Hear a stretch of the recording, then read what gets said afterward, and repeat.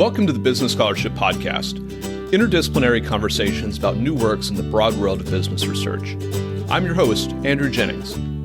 If you like what you hear today, please consider subscribing to the podcast or sharing with others who might like it too. And if you have ideas for future episodes, let me know. My email address is andrew@andrewkjennings.com, and I look forward to hearing from you.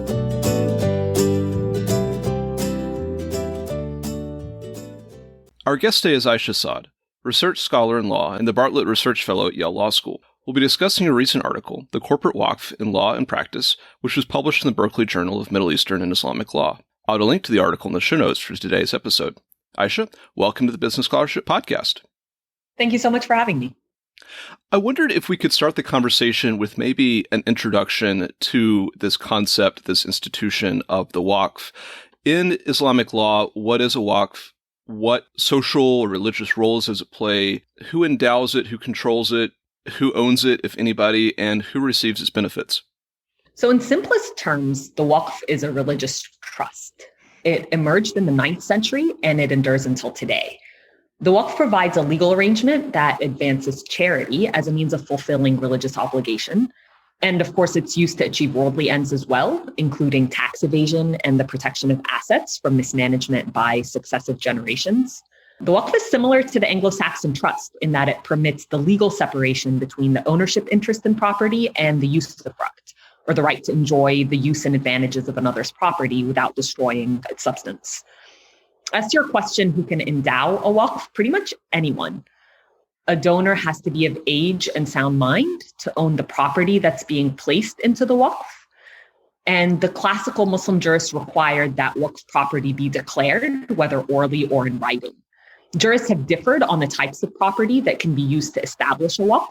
So a Waqf can be a family Waqf with income reserved to the founder's children and their descendants. It can be a charitable Waqf with income reserved for charitable purposes, or it can be some combination of the two.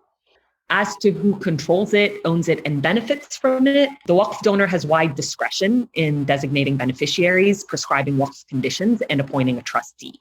Most classical Muslim jurists are of the opinion that no party holds a present possessory interest in the Waqf property. Beneficiaries retain interest in the Waqf usufruct only.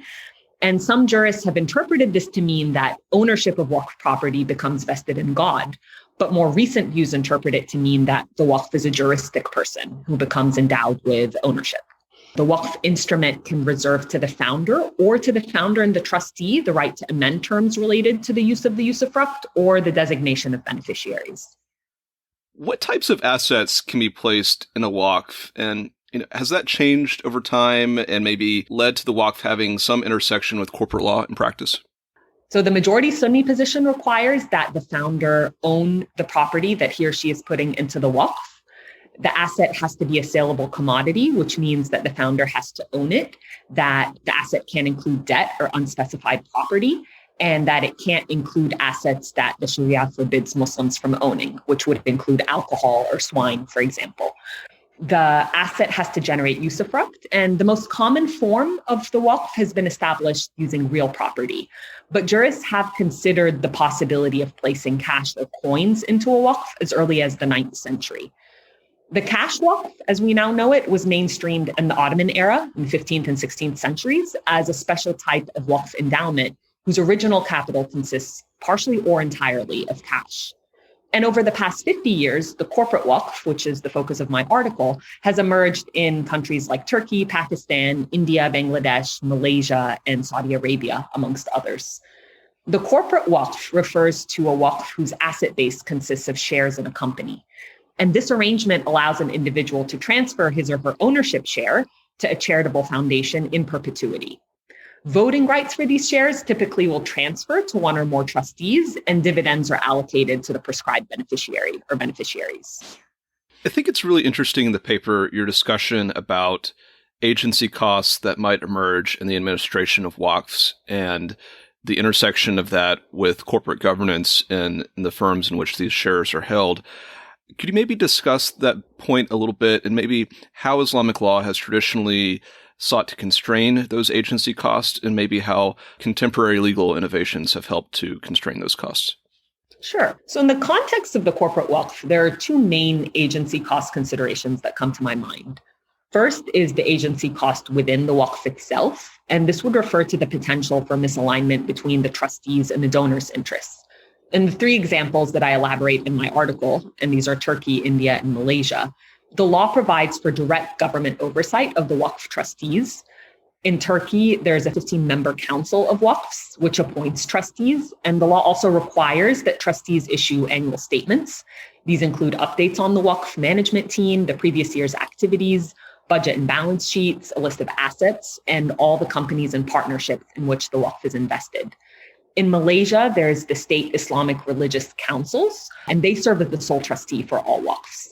In 2004, the federal government of Malaysia established a department that also oversees the streamlining of Waqf management and administration for all states. And in India, the Waqf Act of 1995 provides for state Waqf boards, which constitute local committees to manage, regulate, and protect Waqf property. So this is all modern law. Historically, judges would also oversee trustees in the respective context. This might differ between different countries, but generally that was the model. The second dimension of the agency cost problem concerns the relationship between the Waqf and the corporation that it controls, if it's the majority shareholder. I don't have direct examples for the corporate Waqf, unfortunately, because data is still quite limited. But notionally, the challenge here is the potential for misalignment between the controlling Waqf's managers and the corporation's shareholders. However, we have seen with the analogous foundation-owned firms, which offer a lot more empirical data, that agency cost hasn't actually turned out to be a big problem in the way that theory would have had us predict, and they perform as well as or better than conventionally structured corporations. I wonder in the paper you discuss a few examples of corporate Waqfs, and I wonder if you can maybe discuss them in terms of the scale. What sorts of businesses are they? Are they generally family owned or controlled? Are they long-standing businesses? Just to kind of give listeners some sense of kind of what we're talking about here. Sure. So they vary quite dramatically. Two of the three main examples that I reference in my article are family-owned companies. So the Waqf Waqf was established by Waqf Coke, the founder of that conglomerate. Also, the Hamdard Waqf, which is operating in India and Bangladesh and Pakistan, was also a family-owned company. In Malaysia, there's quite a lot of diversity. So you have Waqf-controlled companies that are travel agencies all the way to industrial conglomerates. So it varies quite dramatically. You also have the corporate Waqf manifesting in forms that diverge from a more limited definition that I adopted in my article, and these will even include banks. But they vary quite dramatically. And again, I can't capture the full range of models because it is still being documented and studied at a very early stage, at least as far as I found. But yeah, I would say that most of the big examples, the larger scale examples, have been family-owned companies originally. You mentioned a few moments ago a comparison to Northern European corporate foundations, and that might be something that listeners are maybe not familiar with. I wondered if you could introduce that concept and maybe how those work in European corporate governance and corporate practices. And do either of these institutional forms maybe challenge the way we think about corporate governance in the U.S. context? The industrial foundation refers to a private nonprofit entity that holds a controlling equity interest in a conventional business corporation. That corporation would be the foundation-owned firm. In most cases, the business company's founder creates the foundation and donates his or her equity interest. The foundation is prohibited from distributing profits to anyone who exercises control over it, and it's considered to have perpetual life and no owners or members. Foundation-owned firms are surprisingly common in Northern Europe. They include very recognizable companies like Novo Nordisk, Maersk, Carlsberg, and IKEA. And although the foundation's board of directors is typically self-electing, some constraints may be imposed on the election process, or an outside entity may elect board members. Dean Thompson and Henry Hansman have done a ton of research on foundation-owned firms in Denmark, Finland, Norway, and Sweden. And they found that foundation-owned firms have similar profitability as investor-owned companies. They take less risk and they grow more slowly. Research has shown also that foundation-owned firms in Denmark appreciate better reputations and public perceptions of social responsibility and corporate image ratings than conventionally owned firms do. How they affect our thinking about corporate governance in the US? Foundation-owned firms and corporate waqfs both undermine traditional agency cost theory in corporate law. Conventionally, we understand that efficiency calls for mitigating agency costs by aligning the interests of corporate managers with those of shareholders. This is usually done through mechanisms such as incentive compensation, exposure to hostile takeovers, strong shareholder voting rights. And it's unexpected that these well-established, highly successful companies, which are controlled by self-appointing boards, whose compensation is completely divorced from the company's profitability, would perform as well as or better than conventional companies. The foundation-owned firms and corporate waqf models generally hold both altruistic and commercial objectives, and they conceive of the corporation as more fundamentally involved in social welfare and have that objective baked into their core legal architecture. So I think they can provide us with some imaginative ways to think about the relationships between business and society. And current law does not allow for these forms in the US right now, but that's not to say that it couldn't. Aisha, what key takeaways would you like listeners to have from this conversation and this paper? And are there any open questions in this area that you hope to pursue in future research? So this past year, we've seen a lot of mainstream discussion on the purpose of the corporation. And for anyone who might have missed it, in August of 2019, there were 181 CEO members of the Business Roundtable who published a statement by the title Statement on the Purpose of a Corporation. The statement departed from the notion of shareholder primacy that the Roundtable had long espoused, and it asserted a fundamental commitment to all corporate stakeholders.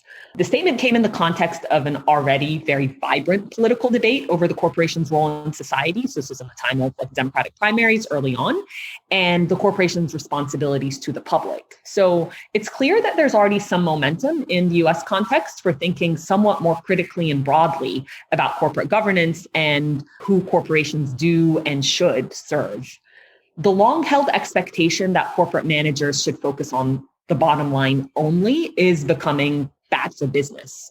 So the models of the corporate waqf and the foundation-owned firm allow us to think of the corporation in a different light. I think they offer us ownership models and formulations of corporate objectives that depart from those we're used to. The only real concrete alternative to conventional corporate structure that I can think about that comes up very mainstream in US conversations is the beta corporation. So I think it's useful to look outside the US and to consider other possibilities. One specific question I'd like to pursue further is why we don't have foundation-owned firms in the US today. Industrial foundations were actually quite common in the US historically. It wasn't until 1969 that the Tax Reform Act effectively closed the door on them due to concerns about foundations being used as a tax shelter for the rich. It was a very politically motivated crackdown at the time.